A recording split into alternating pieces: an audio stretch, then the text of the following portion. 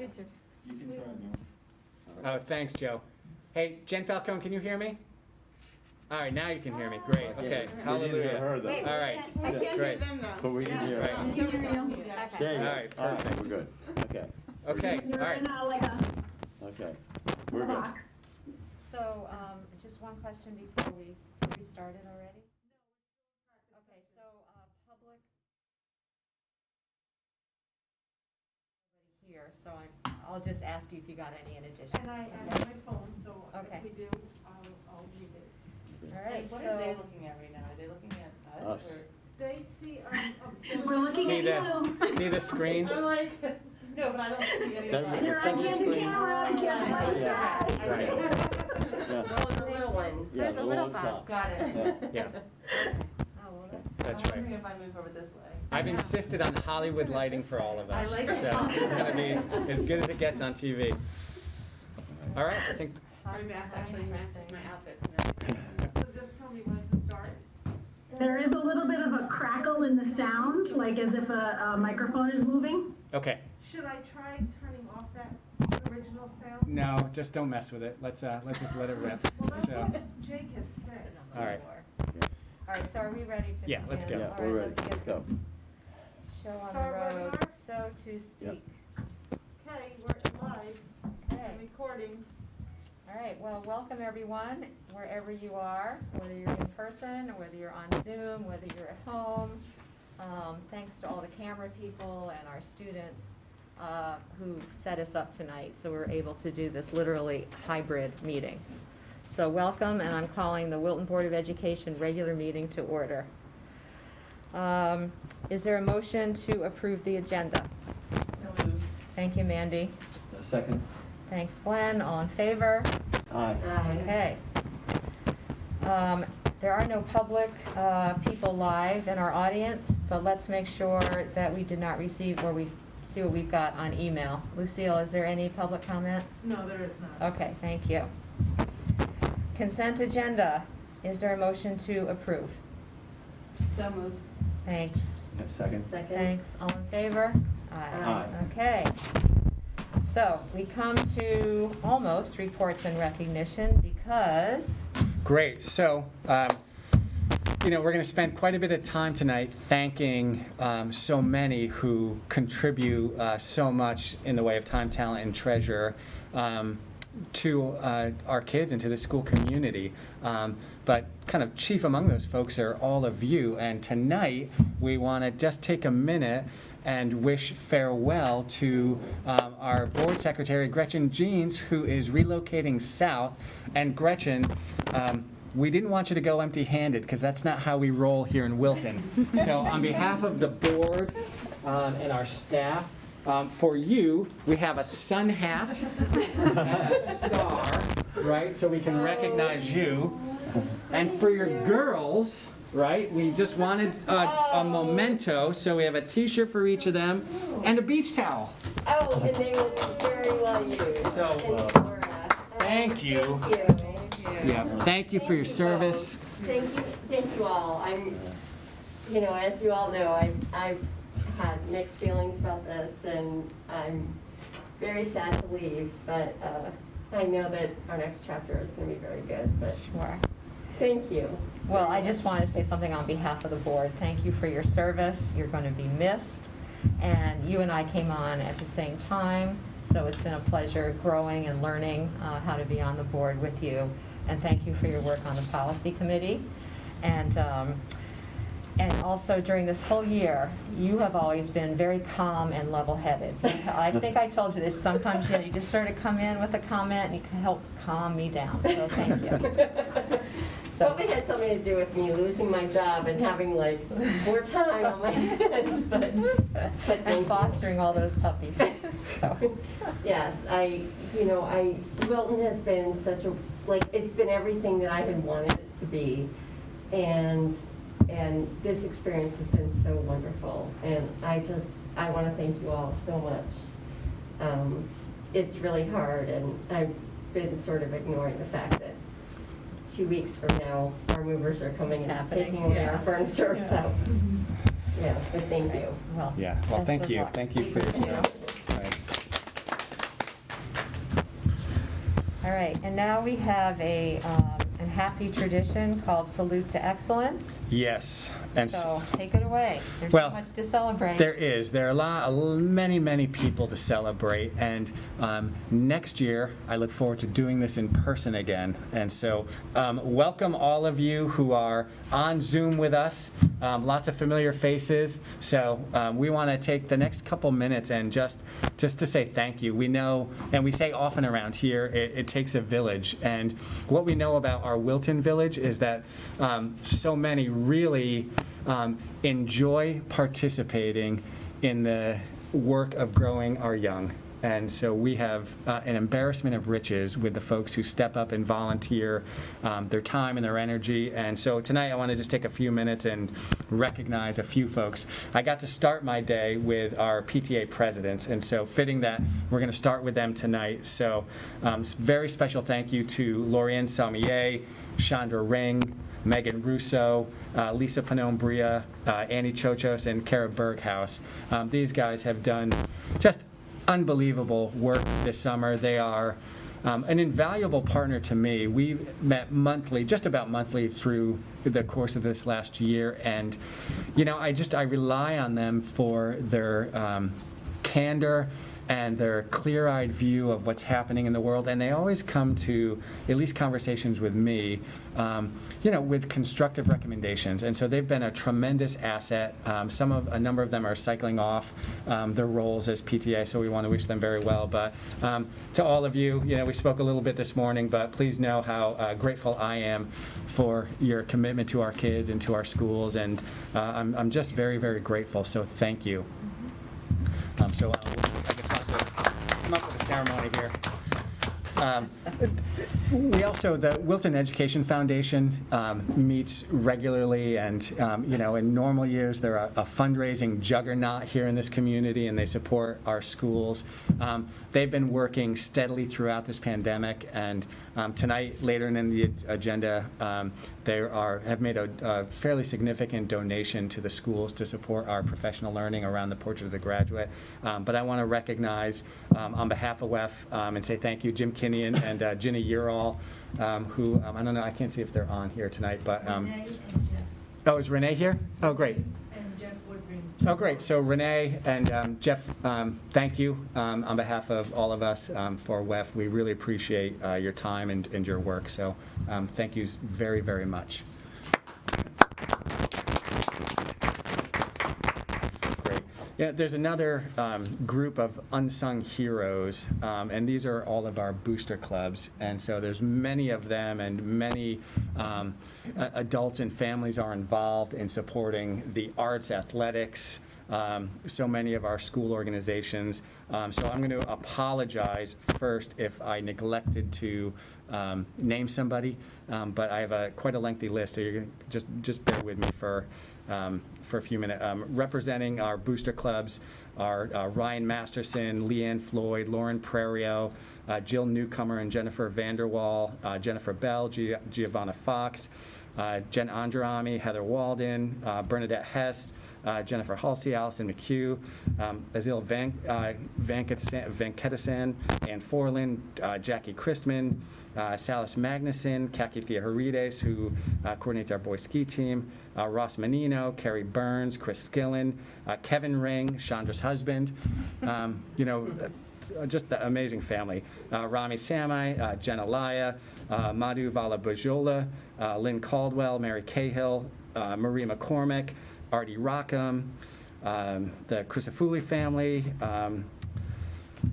I think that's it.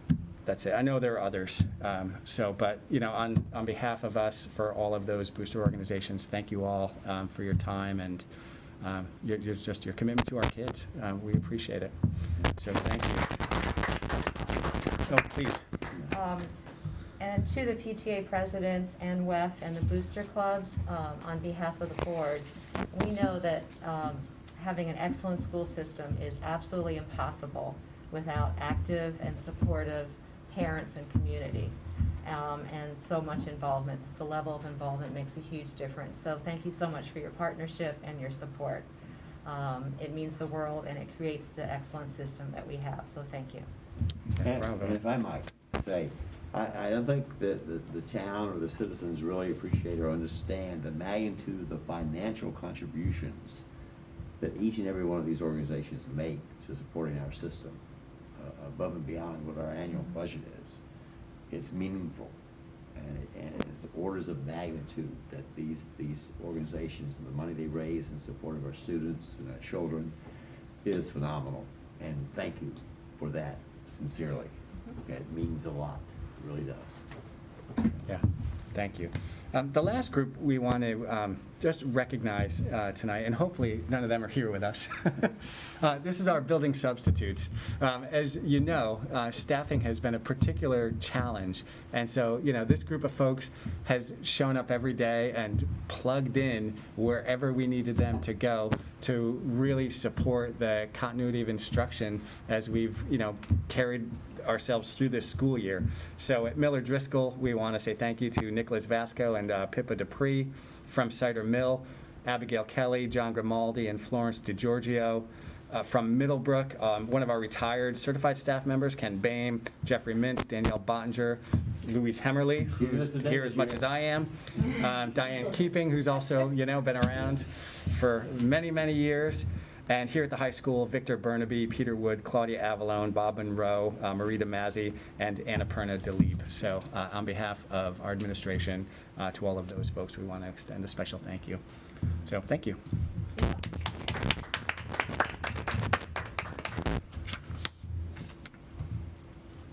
Great. Honorees are next. Our retirees. Retirees is wonderful. Great. So we also have I think, special practice of acknowledging our retirees. So we've asked our building principals to just prepare just a short statement, and we want to say thank you to each of them. So Jeremy is here representing Miller Driscoll, and he's going to present Suzanne Margid. So Jeremy, you're up. Good evening, everyone. It's a pleasure to say some great things about Sue Margid, who after 22 successful years has decided to retire. During that time, she's been a steadfast member of our grade 2 team. During that time, she's fostered a growth mindset and a love for students. I had the pleasure this year of handling the remote instruction when students would transfer back and forth between different models. And in talking with parents, they had amazing things to say about Susan and her teaching. I have a couple quotes here that I'll read. Susan is a great teacher who takes time to work with each of her students. Another parent said, Susan has done an amazing job keeping children engaged on Zoom and staying as patient as she was is an amazing talent. We are very grateful to her for all she has done this year. It's no wonder why parents would request her when they would come out of the remote class. The second team will definitely miss her, and so will her students. We wish you the best as you move on to the next chapter of your life down in sunny Florida. I know you'll miss us, but probably not when we have our first snow day up here. We wish you the best in your retirement, Susan. Thanks for all you did for the students at Miller Driscoll. Great. Thanks, Susan. Great. Dr. Falcone? All right. So we have two wonderful educators retired. We have Rosemary Dellinger and Sharon Hands. So first we'll share some thoughts about Rosemary. So Dellinger is a student-centered Spanish teacher who has implemented many strategies such as songs, puppets, the use of her guitar, and many forms of technology to engage each of her learners for her 21 years in the Wilton Public Schools. She served as the world language instructional leader at Cider Mill for many, many years and contributed to many efforts to improve many of our processes and procedures in special education. She has also continued to serve as an informal leader and has mentored several new teachers, both informally and formally, through the team process. She's always willing to try and take risks with the teaching and learning process. We wish her well. We know she's going to be spending a lot of time with her family, and she will be greatly missed during her time away from us. So now we have Sharon Hands. Sharon is an exemplary special education teacher and has demonstrated outstanding compassion, for and commitment to each learner who has been lucky enough to have Mrs. Mead as a teacher in the Wilton Public Schools for 28 years. She has served in the formal instructional leadership role as the Cider Mill Special Education Instructional Leader for many years. Obviously, the last one, Rosemary, she was the instructional leader for world language. I think I might have said special education. In this role, she helped to refine and improve many of our processes and procedures in special education. Sharon has also served as mentor and role model for many of our new aspiring teachers, as well as to many of her colleagues. She is known for her incredible calmness, even in the most challenging situations, and for her astounding rapport that she builds with both her students and her families. She also is looking forward to spending a lot of time with her families and her growing network of grandchildren, and we wish her well and thank her for all of her time that she's shared with us.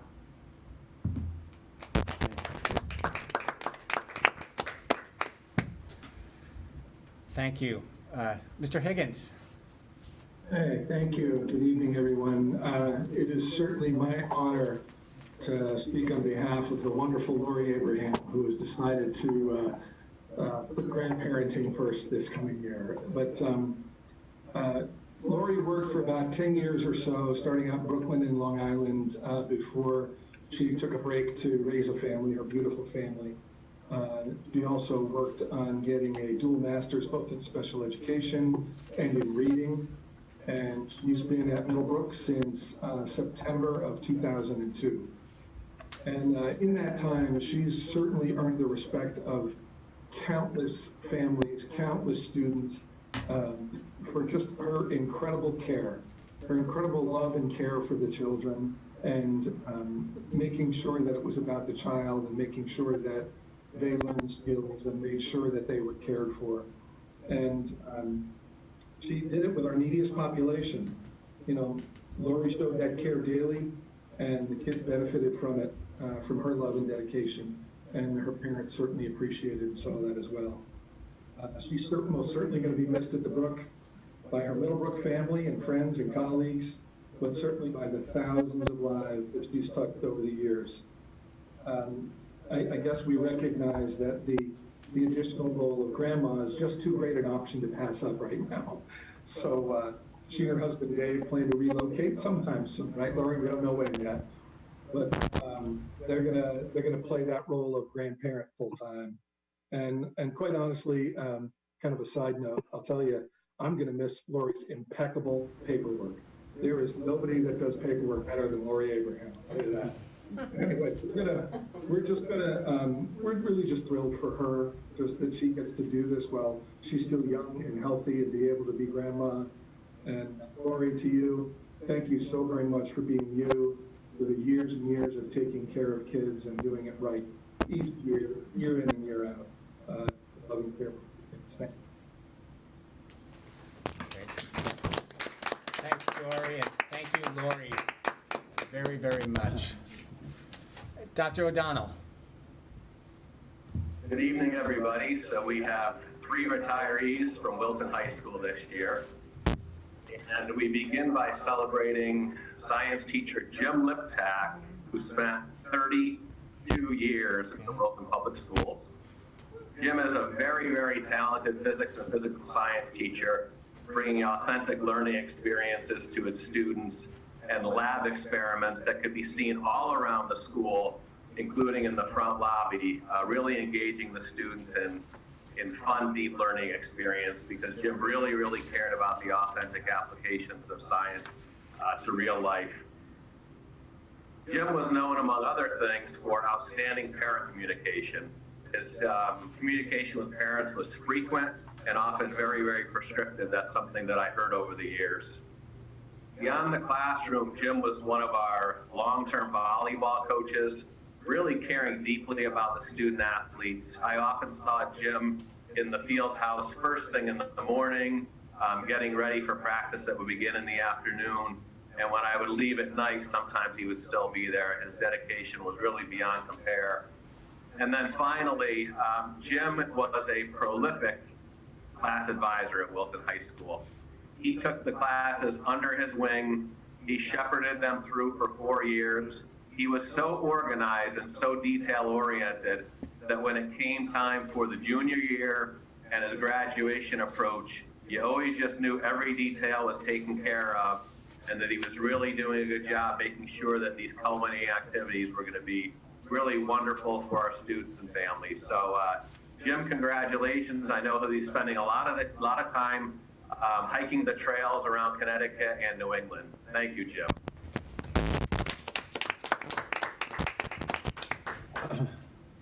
Our dear trusted colleague, Lorraine Morblatt, has spent the last 13 years as a school counselor in the Wilton Public Schools. Lorraine is such a caring and sensitive school counselor. She's an expert really in all aspects of school counseling, personal counseling, social and emotional counseling, supporting all of her students through tremendous networks.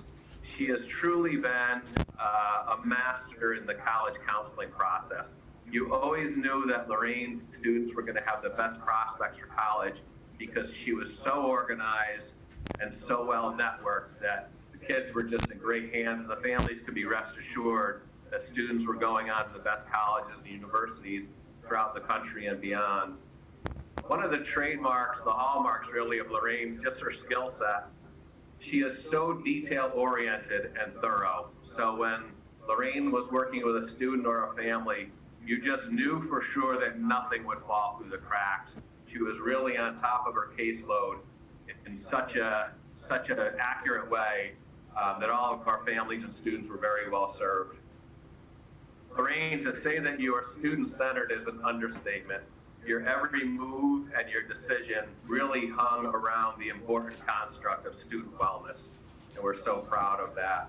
There are so many families, Wilton families, who have had multiple students go through the schools and had Lorraine as their school counselor and just knew that they were going to be so well taken care of. So, Lorraine, we will miss you. Lorraine has already purchased an Airstream to travel around the country with her husband, who also will be retiring very, very soon, and she'll be spending some high-quality time with her grandchildren. Congratulations to our dear colleague, Lorraine Morblatt.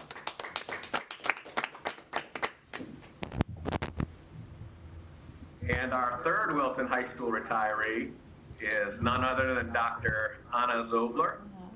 Dr. Zobler has spent the last 21 years of her life being extremely dedicated to our world language students. She is what I would describe as the true consummate professional educator. She unabashedly set the goal to be the best Spanish teacher in the country. And based on numerous observations and having observed language teachers and Spanish teachers in a couple of places, I think she's achieved that. National board certified teacher, UConn Early College Experience certified teacher, a true master teacher in advanced placement Spanish language and advanced placement Spanish literature. Dr. Zobler held truly the highest expectations for herself and also for her students' learning. She remained in the target language literally 100% of the time, and her students did the same. I never heard a word of English in Dr. Zobler's classes in the entire time that I've been observing her during my tenure here in Wilton. Beyond that, Dr. Zobler just cares so very deeply for her kids inside and outside of the classroom.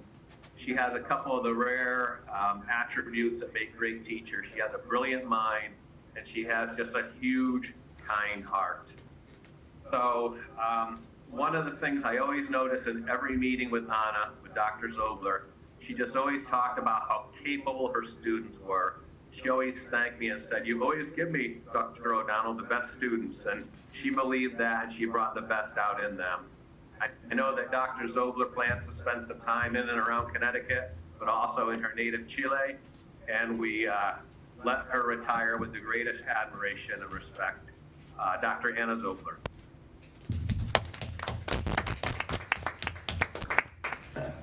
Thanks, Bob, and to all of our retirees, again, we just say thank you for your service and your commitment, and we wish you the very, very, very best as you move on to the next chapter of your lives. And thank you for taking the time to join us this evening.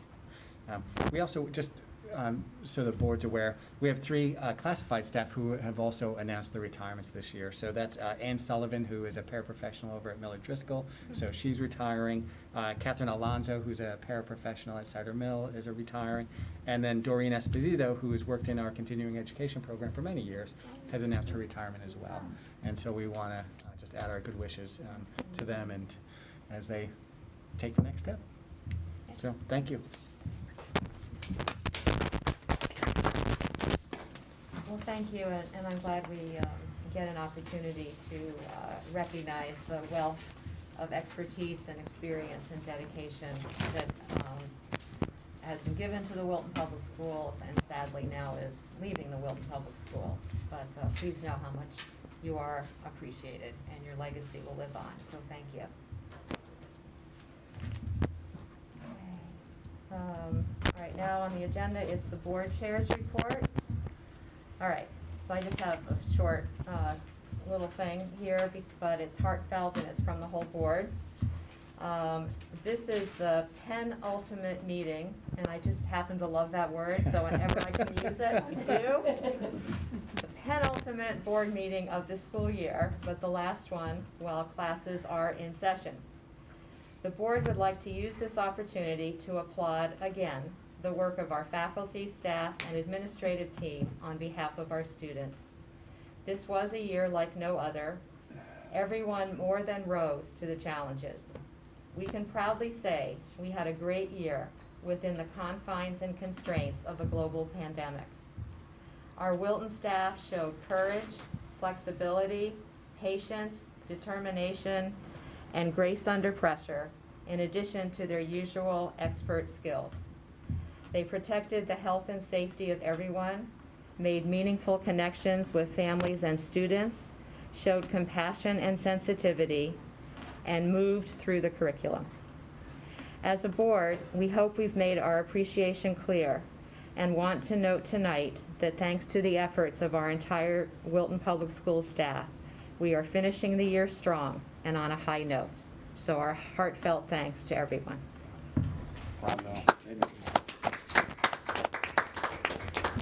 Superintendent. Thank you. I do have a report.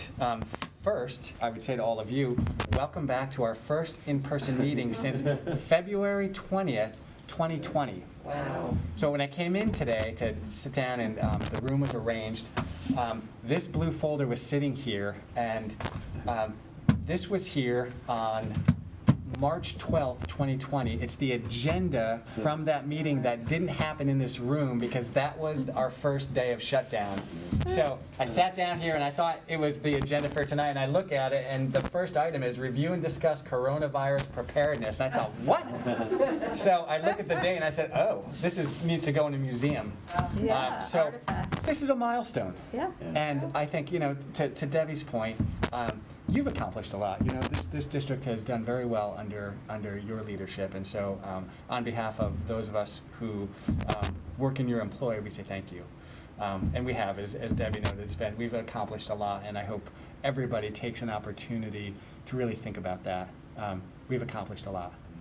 And particularly when you start to look at what's happening in other places, not too far from us, the fact that we've been in school all year really is something. So I've been really excited the last couple weeks because as prevalence rates of the coronavirus have really declined and vaccination rates have increased, we've just been able to reintroduce more activities. So our graduating seniors are really going to have kind of a full end of year, which is exciting. So we've got an in-person graduation planned, as you well know, and I think many of you are attending.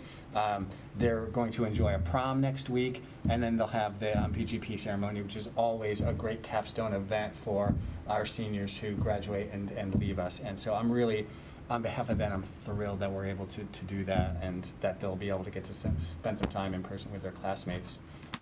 And speaking with the principals over the course of this last week, as we've all been engaged in our end-of-year evaluation meetings, I've observed some themes I want to share with you across those conversations. First, our staff, rightly, is feeling a tremendous sense of accomplishment. And so as I've been talking to each of the principals, that's been one of the comments that they've repeated. And for many, me included, this was truly one of the most challenging years I've ever experienced professionally.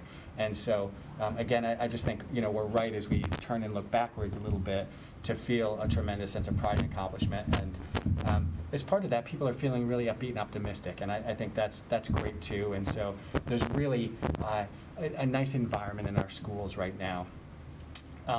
The second theme that came across all of the conversations is that administrators reported, that there's this really strong sense of community that, teachers are reporting in their classrooms, administrators are reporting across their buildings. And while that's a feature that's always been present, this year more than ever. And so not only are they, kind of celebrating the fact that they got through it, but that they got through it together. And I think that really is a piece we need to pay attention to, because we want to build on that sense of community and grow it even further as we return kids to school in late August. So, we completed the year, we're about to complete the year, but we also completed it well, and so I want to thank you again for that. I'm really proud of our students, our families, and all of our staff. With all of the mitigation strategies that felt so daunting when we started the school year, compliance wasn't an issue. It's not an issue today. And so we had a lot of fear and worry about particularly mask wearing and what that might mean for some kids, but it just simply wasn't an issue. People really focused in on what they needed to do, and they did it. So I want to turn the page and talk about next year. And I have information that's ready to be published for families and for staff, because I know many people have been asking questions. Well, what's the school year going to look like? And I have a document published and ready to go, but I've held on to it because I have been anticipating some published guidance from the State Department of Education.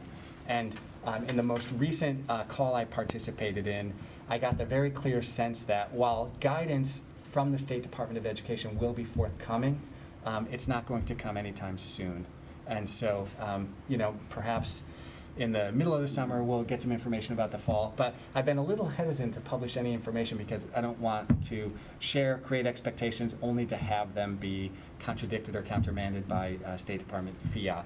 But I'm going to just share with you very briefly just some broad summary points. And, for those that are at home listening, this is what, in general, we're anticipating for next year. First, we'll be in person. It'll be full-time. It'll be 5 days a week. And so we will have a more typical, more routine school and school day schedule. So we can count on that. We are not anticipating having a full remote option for families as we did this year. And the State Department of Ed did publish that guidance about a month ago, that won't be an expectation. We will have the capacity to be full remote should we need to. And so, what we're talking about now is being remote ready. And so what would be the instances that would lead us to tap into full remote learning for everybody?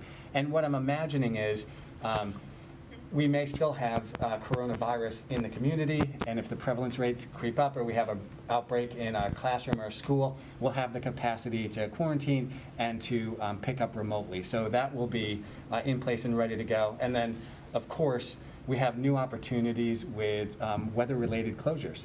And so we had, I think, one day this year where we went full remote on a snow day. Another day was a more typical snow day. So we'll have the opportunity to do that should we need to if we have weather-related closures. Go ahead. Quick question, only for those people that are still not comfortable about coming back to school, is there an option for them to be remote? Not a full-time remote option. Okay. No, there's not. Not at this point, at least, I should say. Okay. And so for those families, I think we'll through working through the building administrators, we'll be in touch with families, and I would ask families also to be proactive with us. And as those concerns are surfaced, we'll do our best to work with them, but we won't have a standalone option. What we are working on is the logistics of how best to respond to those who need a temporary remote option. And that was something we accessed quite a bit this year. So as individual students quarantined or had other circumstances in their lives that prevented them from being in school in person, they were able to remote into their classrooms. So a lot of questions to unpack about how to manage that, how to do that, under what circumstances. We also heard, from teachers very loudly and clearly that managing the hybrid classroom on a daily basis was just untenable. And they believed very strongly that the quality of the classroom experience was degraded in having to do that. So we really need to honor their perspective, but also find a way to support those kids who may need to be temporarily remote. And so we're really fixated on developing some plans and opportunities to do that as well as we can. And one point, if we remember, the students last time who came and spoke, well, didn't come, but they were on Zoom, made the point that, to the short-term option, short-term need, if somebody, breaks their leg or whatever, that remote opportunity on a short-term basis, I encourage us all to take very seriously. Yeah. Perhaps not with the same expectations that teaching a hybrid class would involve, but certainly being able to tune in and at least listen, I think, is helpful on a short-term.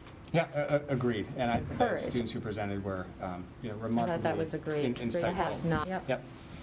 With respect to mitigation strategies, I think, the caveats that I would apply now and apply going forward is, will be guided by the COVID-19 prevalence rates, here locally and in the region.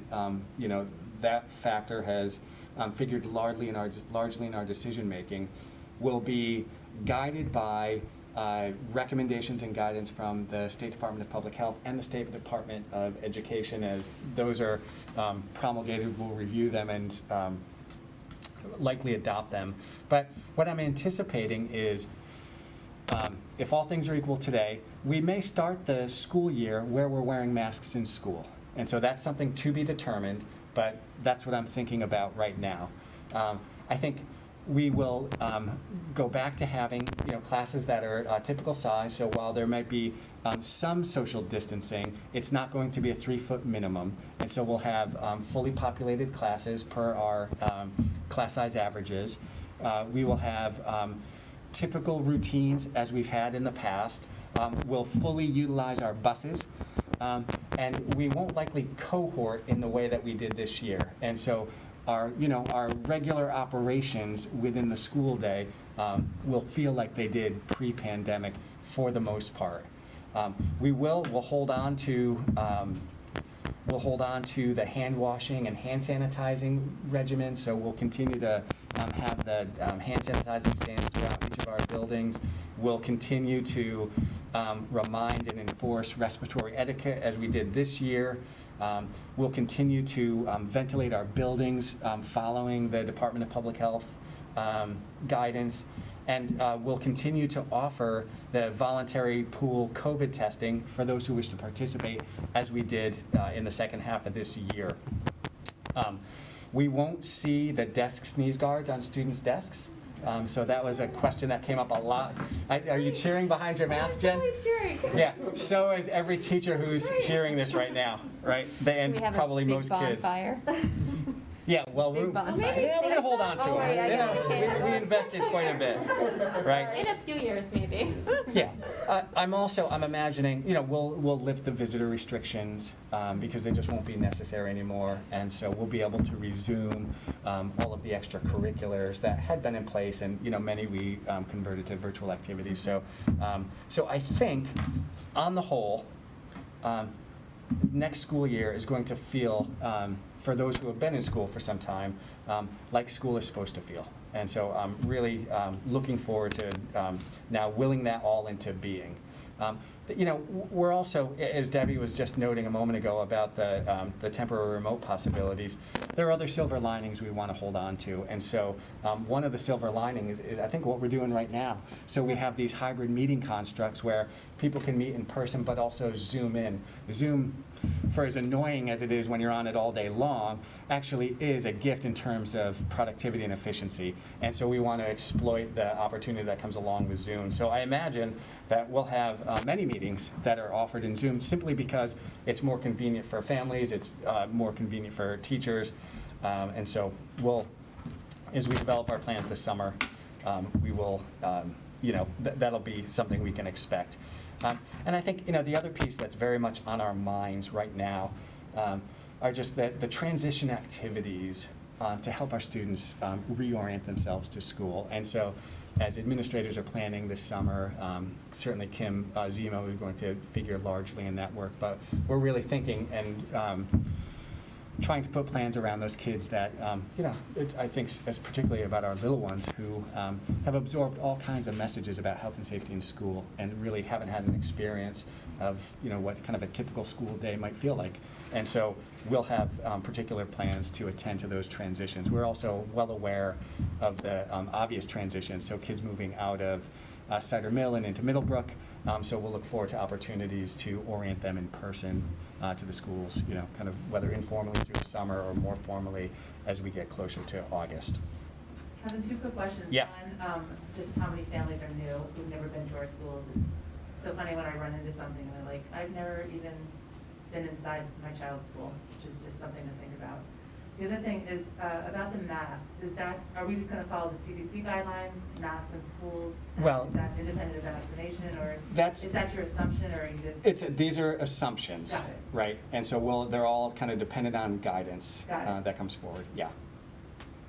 Yep. So that's kind of broadly speaking, that's what I'm anticipating, and this will all be distributed in writing, so family, staff, all of you have it, and we can refer back to it as we move forward.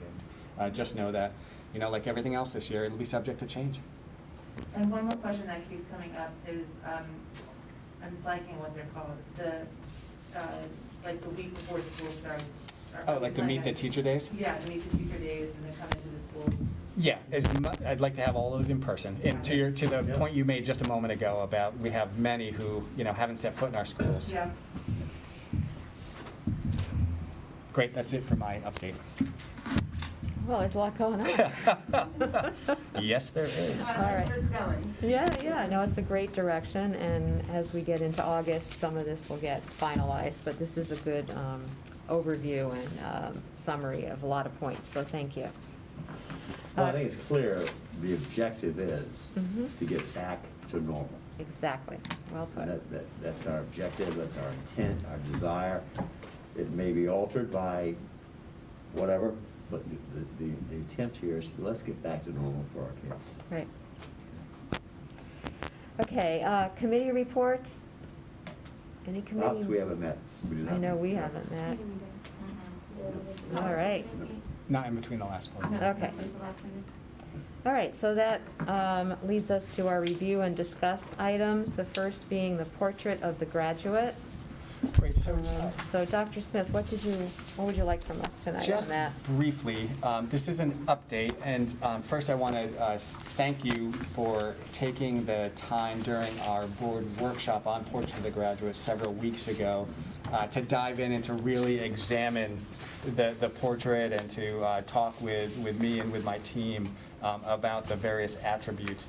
So based on your feedback from that session, we made some revisions, and in the document I sent you, I just summarized the revisions. They're highlighted in yellow. There were several word changes, and so I would just provide this to you to note that those changes have been adopted, and then just say again, this is really intended to be a living document, and so as we bring it to life, I fully expect there'll be additional changes as more people acquaint themselves or we begin to implement. So it's here in front of you for 2 reasons tonight. One is first just to note what those changes are, and then number 2 to honor the adoption cycle that this board has. So it's on for review and discuss now, and then when we meet again on the 17th, I'm going to have it on as a proposed action item for adoption, and then pending board approval, we'll begin to implement our action plans. Okay. One of the things that I'd like to see, assuming that we probably will adopt it and approve at our next meeting, okay, is that what is the plan to communicate? And do we begin to communicate in 8th grade to tell those students, this is our objective for you. This is what we expect to, this is what we're going to do for you. And I think that's, I don't know what the thought process is there. Yeah, I mean, it's You know. part of our action plans. I mean, really, it begins at Miller Driscoll. Right. And so, you Yeah. know, most of the attributes, you know, will explicitly be taught through the curriculum as Yeah. it's written and revised. Okay. And then so in terms of communication, certainly part of that will be, you know, working through the PTAs at PTA meetings. Okay. As we've done in the past, you know, more formal presentations. And then really, you know, helping people kind of see the clear connections from the more aspirational portrait to the explicit work, you know, that occurs in classrooms. Yeah, I mean, I'd like to get comfortable with what our process is of doing that, okay? Because this is our commitment to them. And I think that we need to be clear in our communications. This is what we're about. This is what we're here for, is to turn you into this definition and to help you become this person. And that we communicate clearly to them what our objectives are, what we're trying to do, and then we can be held accountable for it. And I think that's the big thing. Yes, that's right. How do we measure it? Yeah, Mhm. okay, all right. Okay. Other comments, Ruth? Will we kind of see perhaps next week a summary version or kind of like the 5-minute elevator Ha. type kind of understanding that then Yeah. you can get kind of I start did not tell communicating it out? I did not Right. tell her to say that. Yeah. How about a 12-minute elevator speech? I just, you know, just kind of like the couple of sentences that kind of culminate what the idea behind it, what we're doing. Yeah. Kind of the action, just to help start the discussion. And as we start interfacing more in the community about it, to just unpack some of the denseness that is rightfully there for, you know, measurement purposes and better understanding. Yeah. But also kind of a little bit, something that's a little bit more easy to Yep. wrap your hands around. For the next meeting, no. So Okay. if that's critical to adoption, then I need to change my I'm just trying calendar. to get a sense of how it's going to, you know, as we roll it out and move forward. Yeah. Yeah, so part of our plan, you have on the agenda for adoption tonight is approval of the WEF grant, and we really, we're proposing to use those funds to contract with Marie Alcock, who we worked with when we first really deeply engaged in this work, and so we're anticipating having Marie back with us this summer to start to, you know, build the wagon here, so to speak, and I think we could capitalize on that opportunity to start to streamline some of these ideas and crystallize them into more decipherable talking points and ideas, if that's helpful. Almost But, like an executive summary, kind of like a Yeah. one-pager type idea. you know, I use a lot of words, so. No, the words are important and they have their purpose, you know, too. I think there's just two kind of tracks. Yeah. Yeah, I think the density gets in the way of comprehension, and when that happens, I think that we've really got to do a little bit more work on the format. Yeah, it's funny, But 'cause the Debbie- concepts are, you know, I don't, well, we haven't gone around, but I'm not sure anybody criticizes the content. No, the But- objective as defined. are- Yeah. Right. I also like the elevator speech. Needs to be a little bit more Be able user-friendly. to summarize it Yeah. all in a, you know, 2-minute explanation. So that's work to be done. Right, right. Okay. All right, so this is the Moby Dick version, the War and Peace version. This is. It's not an elevator. Sorry, Right. I know, can't do that. I think to their All point right. too, it's not just for us, it's for people who are actually going to be explaining this to Right, our students and exactly. to our town, but And the everybody needs families. to have the smaller abridged version of Right, what the right. big thing, Yeah, Yeah, if Cliff he- Notes. Right. Cliff No Notes. version. Well, I think if people want to own it, you know, they've got to, Yeah. it's got to be a little bit Yeah. more friendly. Yep. All right, so we'll work on that, but we can adopt it and then Yep. agree that we will Great. put it in Yes. some other format at some point. All right, enrollment. Yeah, so we sent you an enrollment summary just so you could see Yeah. the trend over the course of the year. I wanted to take the time on this topic, though, to talk to you about enrollment next year. Exactly. So As you know, we track enrollment carefully, and we've been monitoring enrollment for next year. As expected, we're currently exceeding enrollment projections, both Alan Essman's and my own, that I had adjusted based on the survey data from families. So I'll just give you a snapshot. Right now, for kindergarten, we are 28 students beyond the projection. So Ellen had projected 215. We're currently registered at 243. Wow. Does that impact us from a budgetary standpoint in terms of teachers? I'll get to that. Oh. Absolutely. Kevin, really quickly, where are we usually like at this, like what percentage of students? Oh, yeah, we usually see, we're pace-wise, we're well ahead of where we typically see new registrations. But I mean, between now and the start of kindergarten, do you usually get like the 50% bump? the 20% No, bump? no. It varies year to year and hard to pin it down to a number. By this point, maybe 5%, 10%. Okay. And we have variance years where, we see more than that. So you think we're gonna have 28 new students, maybe pushing that to like 35, not to like 50? Potentially, yeah. I think, is somewhere, late June, early July, a light bulb will go off for many, and, they, like, I've got to register my kids for school because boxes are unpacked and what have you. Yeah. And so, what that will look like remains to be seen. I think, Okay. the positive indicators we were just talking about before is Yeah. just the on fire housing market. So reasonable to anticipate we'll get some more. Yeah. Yeah, just tracking, the kindergarten registration did level off several weeks ago, and so it's been, if we've added, it's only been a kid here, a kid there, but, it's still, it's a sizable difference. So that 236 includes the 28? So you're looking at the current year numbers. I didn't send you the forecasted numbers, Oh, okay, so got it. I can send those to you under a separate. Okay. So you These said are actuals that we have here. You said it's 243? So it's 243 currently registered. Next year's kindergarten. Yeah, yep, so first grade is registered for next year is 260. So that's a difference of 21 students. It's another entire class. 260? 260, yep. But I'm showing 208 here. You're looking at this current year's numbers, Glenn. Right, I know. So that's 52 more? Yeah, so our, It'll be second grade next year. No, right now it's kindergarten this year. It's 236 this year to All right, so 260. that's yeah, 24 more. so 236 to 20, yep, so 260. Okay. Yeah, so from Alan's projection, which was 239, it's a sizable bump. Second grade, we've got 216 registered, so we're 11 above the projected there. Third grade, we've got 255 registered. We're about 9 or 10 above the projection. Fourth grade is 251, so similarly, we're about 9 above the projection there. Fifth through eighth grade, we're plus or minus 1 with the projection, so we haven't seen any substantial variance yet in any of those grades. Ninth grade is currently enrolled at 316, which is 16 students above the projection. 10th is 330, which is 11 students above the projection.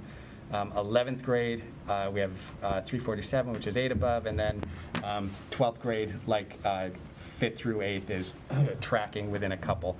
I'm going to send this all to you so you have it, and I expect it'll change as. No reason to expect we're not going to continue to get new enrollments. So to your question about staffing, as you know, we built a buffer into the budget, into the operating budget that was adopted. So we've posted for that teacher.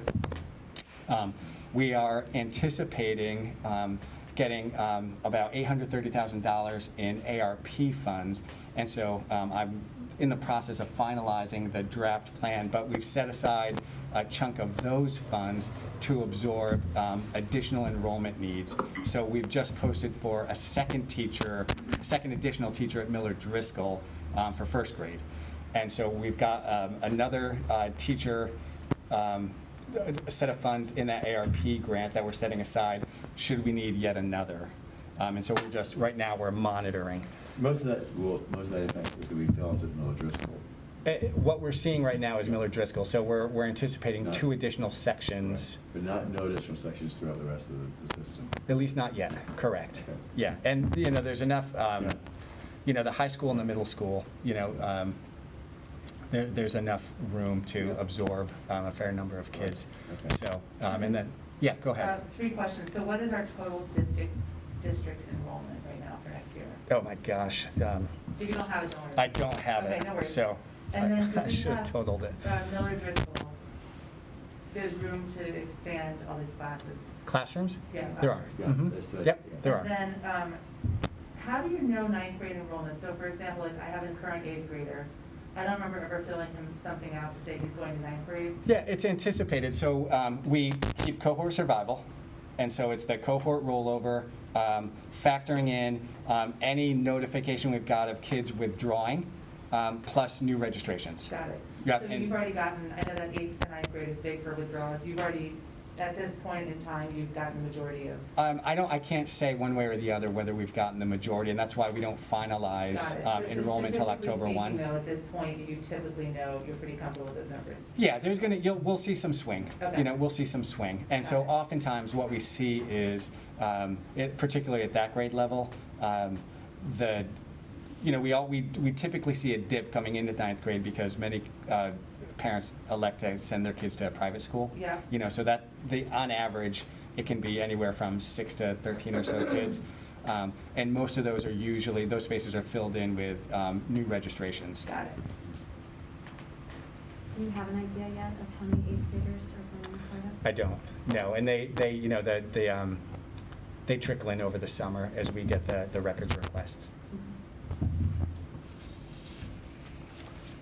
All right, so enrollment, we're open for business, and business is Well, it's booming. good, it's encouraging, what we're seeing so far. Right, oh, exactly. It's definitely encouraging. The question about Miller Driscoll is when we first did the remodel there was some discussion about the excess space. No, I was on that committee, Glenn, remember? That's why I was asking, I'm like, Okay. please tell me No. that we still have room. We do. We've got, and so it will be all well utilized. Yep. Yeah, which is our anticipation. Okay, and again, I would caution us comparing it to a normal year because Yes. the real estate market has been so different and everything else about this year has been different, so, Mhm. as long as we can be flexible and if we need to do hiring in August, that we will be able to have the funds. Yes.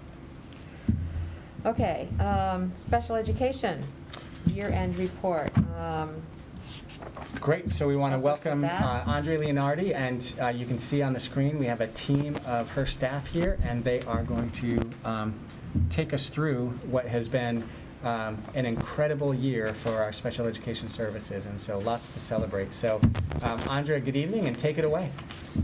Good evening, everyone. And so, tonight I thought since, you have the data, so I gave you the report with the data that you typically see.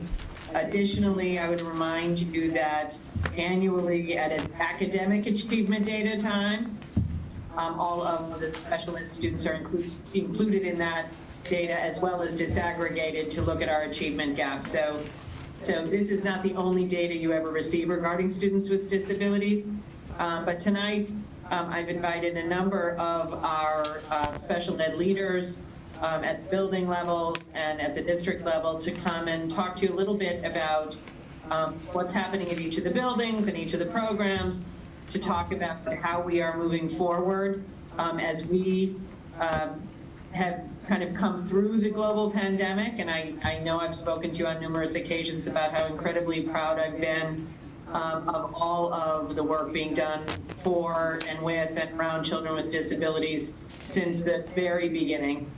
These teachers and staff were up and running and working directly with kids. I think we were doing it on day 4 or day 5 of the initial shutdown last March, and we were up and running with kids. And they have learned so much. The kids have learned, but the teachers have learned so much about how to work with kids and families in this whole new construct. And I couldn't be prouder of the work that they have done and that we have done together throughout this time. So let me just introduce the team that's here with you tonight, and then I'll let them do some singing of their praises and the praises of the buildings, and then we'll take any questions you might have. So tonight I have my 2 assistants, Sharon D'Angelo and Melissa Barrett, who you know, and then our instructional leaders. The only one who's not here with us tonight is Sarah Marcus, our instructional leader extraordinaire from Miller Driscoll. Sarah's on maternity leave. So in the midst of all of this, she also had a baby. And so she has worked tirelessly, and we thank her for all of that work and wish her well as she cares for her infant. And then we also have Abby Sirfos, who is our IL extraordinaire from Cider Mill.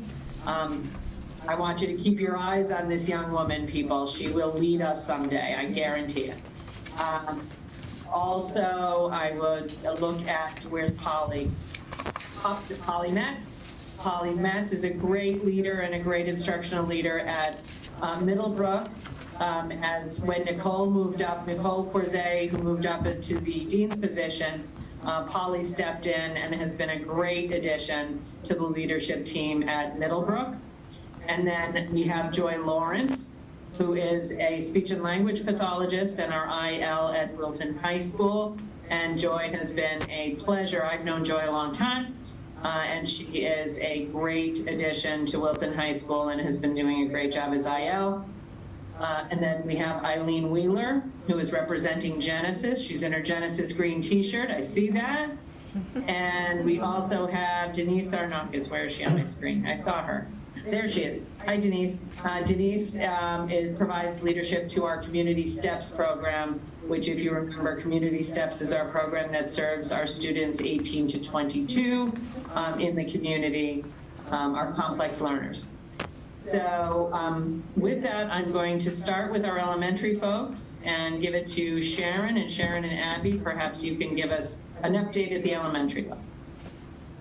Absolutely. Thanks so much, Andrea. I'll keep it very brief. I know that I've had the opportunity to sing the praises of special ed in elementary before with you all at the board, so I'll try to keep it short and sweet, but I would be remiss if I didn't start all the way back in July 1st of 2020, where we were one of the only districts that had the strength and courage to bring some of our most significant learners in person in learning at Miller Driscoll and up at the high school for our collaborative center students, and with the great leadership of Bernadette Hess and all of our paraprofessionals and our special education teachers who were just very brave to come in and start that process. We know that the ability to continue the amazing academic growth for our students was access to the learning this year. And I feel that our special education department was above all when we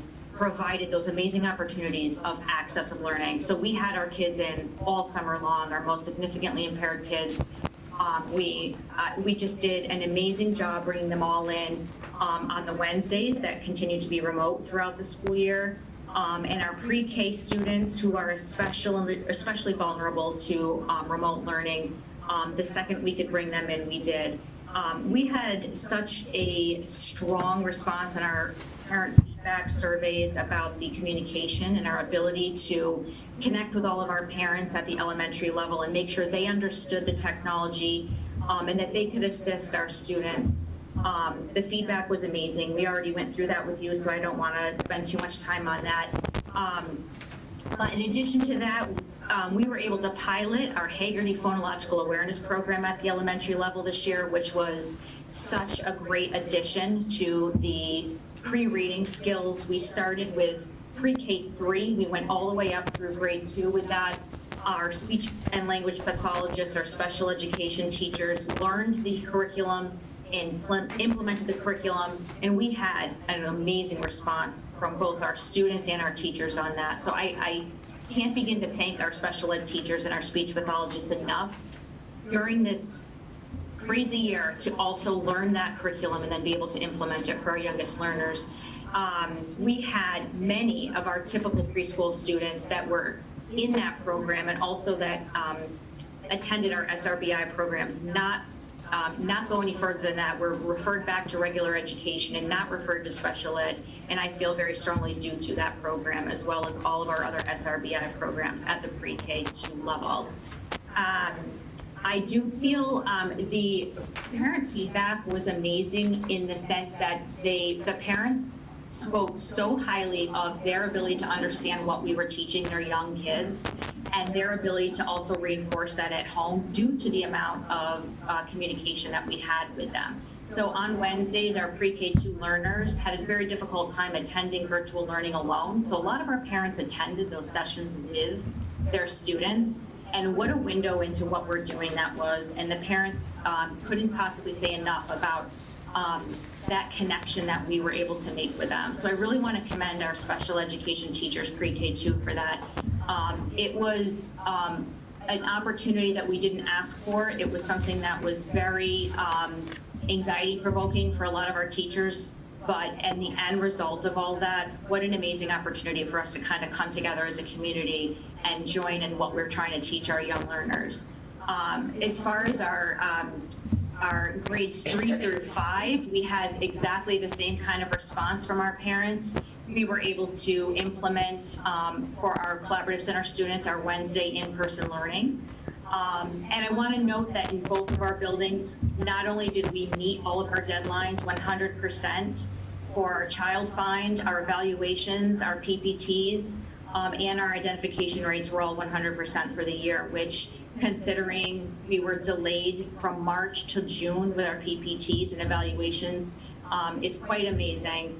And I have to commend Andrea Leonardi for her leadership, being such a strong backbone. So whenever we would go to Andrea and say, how are we going to do this? Her response was unwavering, and she would say, you're going to do it, and this is how we're going to do it. Andrea, I have to thank you for that, because without that very solid backbone, the rest of us wouldn't have had the strength and courage to go through all of that. But how amazing is it that we were able to come through all of this with 100% and all of our percentages on that. So I don't want to talk too much. We have a lot to celebrate. Abby is here with me today. Abby is my absolute favorite person at Cider Mill to text and email and call all day long with questions and concerns. So Abby, let me know if I forgot anything to celebrate, and then when we're done, we can hand it over to Melissa. I don't think so, Sharon. I think, beyond the numbers, we're just so proud of the way that our students have grown in ways that can't be quantified by standardized measures. Our students, especially, as you guys talked about, third graders who had never been in our building before, and the way they've adjusted and adapted and navigated our building and model changes from remote to hybrid, to some of our students coming in 4 days when their peers were only in 2, to coming in Wednesdays, and just making tremendous growth through it all, both academically and socially, despite masks and social distance. We're just really proud, and our students have blown us away this year. Thank you so much. I'm going to hand it over to secondary. Melissa, we'll start with you, and you can introduce your team. So thank you. I think Sharon really recapped a lot of it, and I've taken moments to reflect on where we've been, and to think that there was a Sunday in March that Sharon and Andrea sat at a kitchen table to think about, what our 6-week plan was going to be. And then thinking of where we are now, it's very surreal. But, to Sharon's point, the backbone of Andrea has always been communication and connection with your students and families, and the rest we'll figure out. And we really did. And we not only figured out where we were, but we continued to grow. So at the secondary level, we had a strong emphasis on our post-secondary planning from 6th grade up, with our students really taking an active role in their PBT process.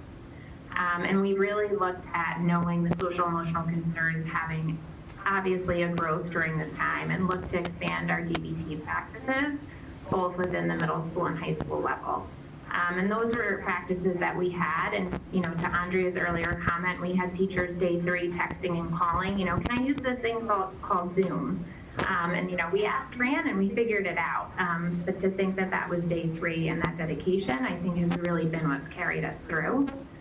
So I'm going to turn it over to the team that if I did not have, I would not be able to do any of the work I do.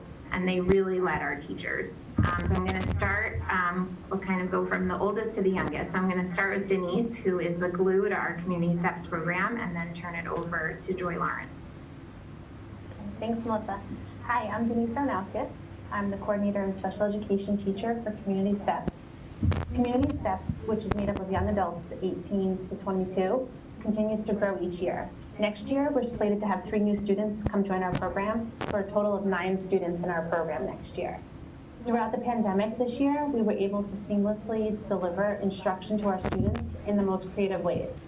We held mock interviews for our students to practice job skills through Zoom. Our students literally took their devices into their laundry rooms of their own homes and were able to use task analysis for us to help teach them the importance of independence and their skills at home.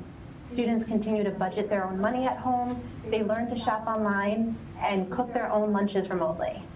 After returning in person to Community Steps full time, we were able to safely re-enter the community. We worked hard to sustain our relationships with the community stakeholders so that we can continue to provide our students with the meaningful vocational experiences within our own community. We continued to collaborate with Norwalk Community College. We have 4 students attending Norwalk Community College this fall, and we have assisted 2 of our students just this year in acquiring the skills that they needed so that they were able to gain meaningful paid employment. We've also participated in community service activities throughout the year, including making centerpieces for families during the holiday season. We helped clean up the trails at Woodcock Nature Center so that they can welcome their campers this summer. And we also helped clean up the Norwalk River Trail. So thanks for providing this opportunity for a quick update on Community Steps. Thank you, Denise. We'll pass it over to Joy Lawrence from our high school. Thank you, Melissa. So first at the high school, I'm the instructional leader there for the special education department and also a speech and language pathology. I just want to congratulate 10 Wilton High School students on their nomination to the Youth Advisory Council of Connecticut. The Youth Advisory Council is designed to increase student involvement in the special education process and to help students develop strong and effective education skills in order to make positive changes in their school and community. It allows the students to share their voice and share the voices of their peers that are unable to speak for themselves. They discuss experiences in special education, increase their capacity to make decisions about their education, increase awareness of diversity and inclusion, and share in a formal way specific needs of the special education students. We look forward to our students' participation next year. Also, the special education department is also piloting a course to support academic learning through social and emotional health. PT, dialectical behavioral therapy, will support students by teaching mindfulness, distress tolerance, and personal effectiveness in emotional regulation. Lastly, there are strong relationships between the special education department and our students and their families. Several seniors have found success after graduation, or will find success. Structure lessons all year long around transition work have paid off, and students' futures look very bright. Some students will go directly into the workforce and begin their careers. Others will be entering certification programs, and others will be joining the military. And still others will be joining virtual prep school. Some students' post-high school plans include going to college, such as Rensselaer Polytechnical Institute, Colorado School of Mine, Sacred Heart, Elon, Monmouth, Stonehill, Endicott, UConn Doors, American University, UMass Amherst, UMass Boston, URI, Manhattan College, Indiana University, Connecticut College, Norwich Academy, Quinnipiac, and the University of Hartford. And throughout this experience, they have to go as students and advocate for themselves so that they still resource center and share how they learn best. Most importantly and finally, the highlight of this remarkable year is awarded to our relationships with our students and their families. We're very proud of our department's dedication in that. I will pass it off to Holly. Right. So our Middlebrook School students and staff have so much to celebrate this year. Continuing on the common theme that we've had tonight, we've always had great relationships and connections with our families, but the fact that we've maintained those positive relationships in this year, when I feel like so many of us kind of felt disconnected everywhere, was really a testament to our fantastic staff and the supportive families that we have. Over the past year, we've grown in our connections with SEPTA. We've benefited from amazing grants and gifts from them. We've gotten science materials to help strengthen the science skills of our Collab Center students while they participate in parallel activities to the regular education students. We also got a video modeling social emotional learning platform for our speech and language pathologists to use so they could enhance the instruction of the social skills and communication skills, which were so much more tricky this year with the masks and the distancing and everything. We were able to get an online subscription to Scholastic resources for our small group reading classes. And further, we got support to help train our teachers in teaching executive functioning skills to the middle school students, which will be a great thing for us to have moving forward. Another thing that we've had continued success with is increasing the number of students that we have who are in their least restrictive environments through our co-taught classes across all 3 grade levels. And our students are learning and growing, which is why we're all here to begin with. Just a few of the many highlights that we have are that some of our 6th grade students had their highest ever NWEA math scores this spring, so they're really excited about that and proud of themselves.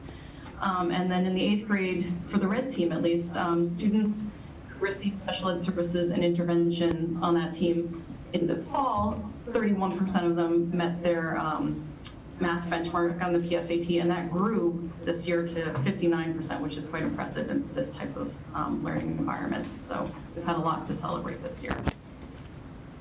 Thank you, Polly. And then lastly, we'll turn it over to Eileen Wheeler from Genesis, who works with both our middle school and high school students that attend there.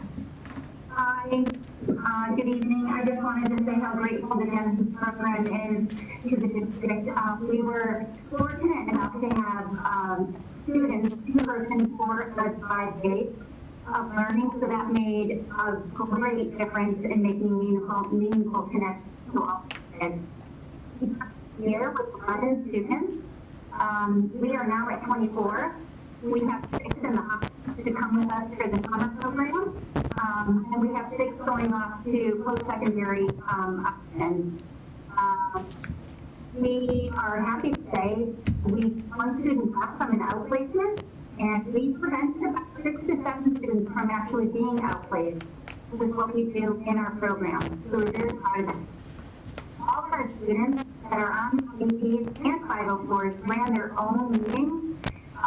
They planned for them, they know their IEPs inside out, they know their accommodations and modifications on boards, and they had wonderful presentations and made it a very meaningful meeting. So we're very proud of them for that. We've done this program, we want to keep it going, and we really, really want to thank the board for supporting us along the way. So thank you very much. So that concludes our secondary piece, and I'll turn it over to Andrea for any closing remarks. Okay, so just to highlight a couple of the things you might have, we have 10 students at the State Department level from Wilton who are leading changes in special education. 10 students. Now, proportionally, think about that. Wilton is a relatively small town, and yet 10 students have been a part of that. This started a couple of years ago when the state came down to talk to the kids, and 10 students were a driving force in the creation of a new IEP that will be implemented in 2022. So our Wilton students with disabilities are really leading the way at the State Department level and providing tremendous information and tremendous leadership at the state level as we move forward. So that's something I think Wilton can be very proud of and look at in terms of portrait of the graduate work that is happening already. And as we further expand that work, I think you'll see a lot coming from our students with disabilities as we engage them in leadership. And so anyway, I think you heard a lot of what we're proud of. There's so much to be proud of here in Wilton. We thank you, board, for your support of the program, and I just want to personally thank all of the women who spoke tonight. They are powerhouses, and we are lucky to have them here. So thank you.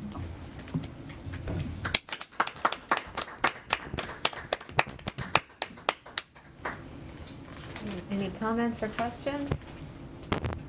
Just a thank you. Yeah. Thank you very much for all of the work that you guys have been doing this year and beyond.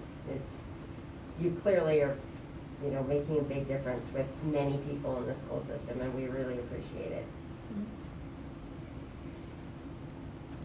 Yeah, I think you've given us an amazing, I guess the word of tonight is portrait but you've given us an amazing portrait from pre-K to 12 of all the different services, programs, opportunities, achievements of students, and obviously the talents of you and your whole staff, come through clearly. But it seems like a very exciting, forward-thinking program on all different levels, so thank you for that. Thank you. Yeah, I think, Andre, if you could, and, Kevin, to you also, as you all know, special education has always been a touchstone for the Board of Finance. And it draws a lot of attention. And I would suggest perhaps that we could send this year-end report to each of the members of the Board of Finance. Yeah, I know, Andre, I think you had given us an overview of what special education means and what it is a couple of years ago. And I think we hopefully sent that to them too, so they understand the magnitude. I don't think they fully appreciate the magnitude of what you folks do and how difficult it is for the job that you have. And maybe this will help them understand. Happy to share it. Okay, we'll share with them and continue to educate them about what special education is and what it means and how it works, the intricacies of it. You guys just did a remarkable job in a very short period of time in helping us appreciate all that you do. And I can tell you, it is greatly appreciated. I'm sure by the families and the parents of these children, also by us. Okay, it's a remarkable effort. I think you guys just did a great job of it. I can't be more proud of the job we do here in Wilton. But I think if we could help our Board of Finance more clearly appreciate and understand what this means and how difficult it is, and the magnitude of the job you do, it would go a long way. So. And even just seeing this video segment tonight, they did a great job of bringing it to life. It really would. Yes. Thank all of you sincerely, for the job you're doing. It's a remarkable effort.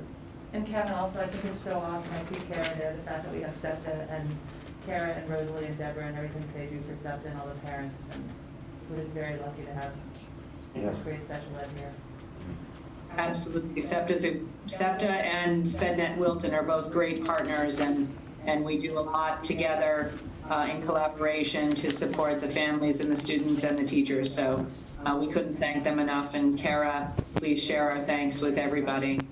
You guys have been a tremendous asset to our district and help us tremendously along the way. Terrific. Yeah, thank you. Thank you so much. Thank you. Andrea, team, thank you. Thank you again. And thanks for joining us tonight. Okay, so proceeding with the happy agenda tonight, we're getting gifts, grants, and bequests. But that's the policy, so go ahead, explain it to us. And we also saw the list of gifts, right? Yes. We also got a list of the gifts that we received this year, so that's amazing. Some of them were impressive. Very impressive. All right, so the policy committee, you updated or read, right? we read this. We looked at this, so we're ready for a motion to adopt if the board is ready. Is there a motion to approve this policy? Policy 3280? Yeah, so moved. We had this before, we discussed it. Yeah, exactly, this is the time to. All right, is there a second? Second. All in favor? Aye. Aye. The next one is policy 6121. Is that a .1? .1, yep. .1 and 6130. Equal opportunity in school programs and practices. And this was updates. Correct. Right, okay. Is there a motion to approve? So moved. Thank you. Second. Thanks, Glenn. All in favor? Aye. All right, thank you, Policy Committee. All right, now we get to also approve a specific gift, right? Great. So circling back to some of our generous benefactors, the Wilton Education Foundation, we submitted a grant a short while ago for the amount of $30,000, 100, to support our professional development activities with Marie Alcock in reintroducing the Portrait of the Graduate to our staffs, bringing that work to life throughout the building, working on an elevator speech. And so, this grant will fully support that work that will begin this summer and carry through next year. Okay. All right, sounds like a wonderful way to support our work. So is there a motion to approve the WEF grant? So moved. Thank you. Yeah, a second. Okay, discussion, questions? All right, all in favor? Aye. Great, All right, thank and you. thank you, Wilton Thank you, Education. WEF. Yeah. Yes. Yes, thank you. Thank you. Yeah. All right, so you can see our June 17th meeting calendar, or dates, I'm sorry. There'll be a Board of Ed workshop at 6, and then a regular meeting at 7. I know there's a business ops meeting in there somewhere. Well, it's on the 10th. The 10th. Next Thursday. And I'm not sure if there's any committee meetings. Policy and teaching and learning, yeah, busy week for us next week. All right, so Lucille, if you could just make sure we all are on top of all those dates, that would be helpful. Okay. Did you receive any comments from the public? No. Okay. Then, we have finished our agenda, so the meeting is adjourned. Thank you to everyone, and it's been great to see everybody in person. Terrific. Joy, I would love to Thank picture you. Catherine. to talk to. All right, thanks, everybody. Good night, everybody. I'll be heard from you now.